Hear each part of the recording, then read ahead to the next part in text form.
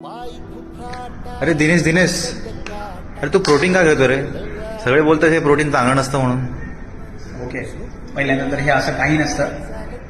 आणि मी आता एकाच टायमाला दोन्ही प्रश्नांची उत्तर देतो. प्रोटीन काय कामाचं आहे बॉडीमध्ये आणि प्रोटीन शेक का घेतलं पाहिजे?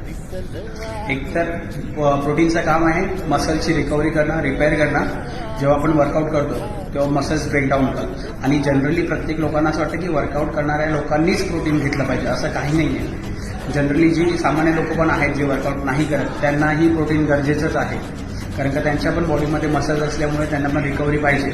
सो त्याच्यामुळे तुम्ही व्हेजिटेरियन किंवा नॉन व्हेजिटेरियन असाल तर त्याच्यामध्ये प्रोटीनचं सोर्स भरपूर आहे, जसं की चिकन झालं, फिश, अंडी असतील.